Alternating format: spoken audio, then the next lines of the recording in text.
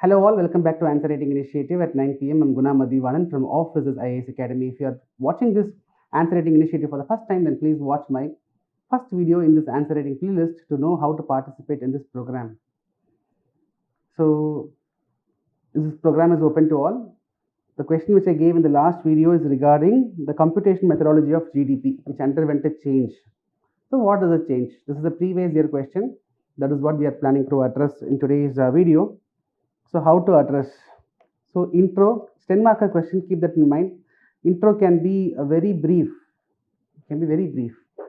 Just say that in 2015, there was a shift in the computation methodology for calculating the GDPs, right? So, below are the following changes made. You can write one by one, all right? So, 5 changes which we have to note. The first change was regarding the data. Second change was regarding the base year. The third change is from factor cost we move towards market price, right? The fourth change is we were calculating GDP using output method, but now we are calculating it using value addition method. Then fifth, the actual formula you can explain. That is, previously the GDP at market price was calculated using a formula, but now it is now being calculated using GVA at basic prices. These 5 points is what we are going to explain. You can give more weightage to the point number 5. So, data, previously we were depending on annual survey of industries data, which gives the information of the output of 2 lakh factories, but now we have changed it to MCA 21 data, right? That is Ministry of Corporate Affairs 21st Century Portal, which contains the information of all those companies' output which have registered themselves with the Ministry of Corporate Affairs. That data will give you more inputs data for calculating GDP, so it will be more closer to the reality. Then the base year, it changed from 2004-5 to 2011-12. Then previously, for all practical purposes, GDP means it was factor cost.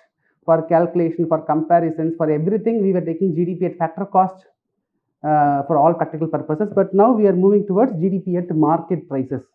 If GDP is growing, if you newspaper, if you see GDP, that refers to market prices. Before 2015, if you see GDP in newspaper, simply that refers to factor cost.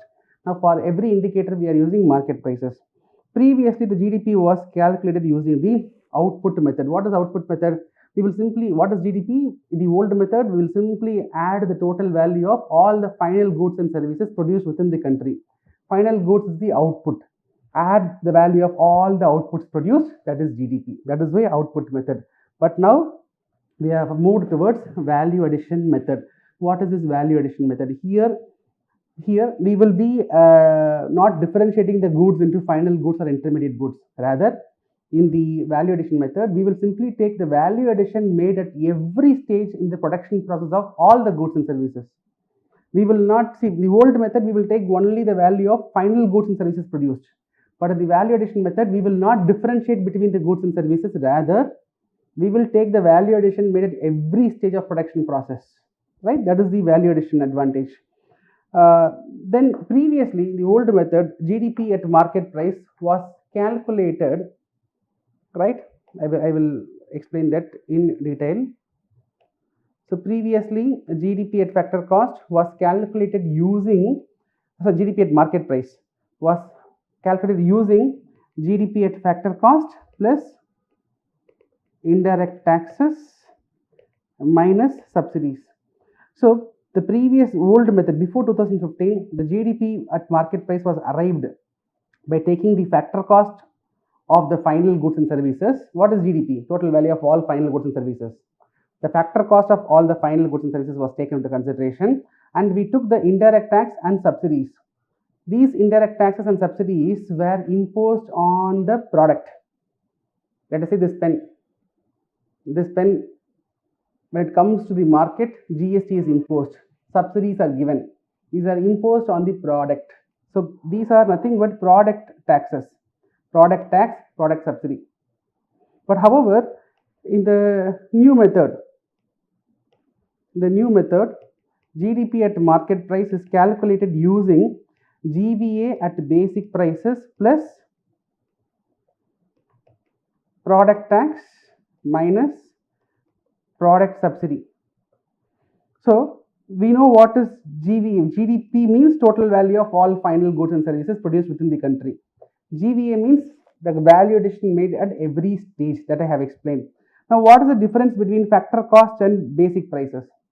The factor cost will take into account of only the cost of factors of production, that is the labor cost, capital cost, the FOP, factors of production, the 4 components, right? Only that cost will be taken. But however, if it is basic prices, that will take into account of factor cost, will take into account of production tax, will also take into account of production subsidy as well.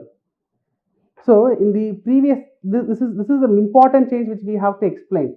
In the old method, the GDP at market prices was calculated by taking the factor cost of all the final goods and services and the indirect taxes imposed on the product, and was added.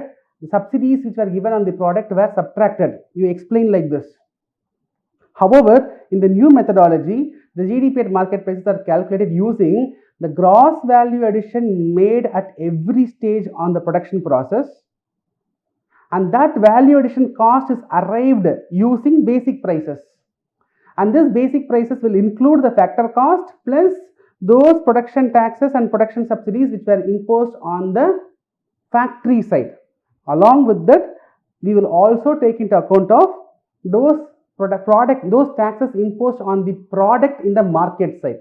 So production side taxes, market side taxes, production side subsidies, market side subsidies, everything is being taken into account. That is why the new method is more encompassing, more comprehensive. So this you explain in wordings in an elaborated manner. So when you are giving the 5 different changes, this explanation can be your first point or it can be your last point, that is your wish. Be precise and write it. How to conclude? Yes, definitely it's a more inclusive measure. However, there are experts who are of opinion that this method also has its own limitations, like it is not taking the contributions made by the informal sector in detail. It takes proxy information. It is not taking that detailed component of informal sector. So this cannot be a true measure of GDP, is what expert says. But when you want to complete the conclusion, it's a more encompassing, inclusive measure. But however, there are challenges like it is unable to track the real picture of the contribution made by the unorganized sector. To make this methodology even more inclusive and precise, it's better to take these considerations into this computing methodology to make it more successful. That can be your conclusion, right? So yes, if you are having a basic understanding of this 2 methods, that is what happened before 15, what happened after 15, answering this question is easy.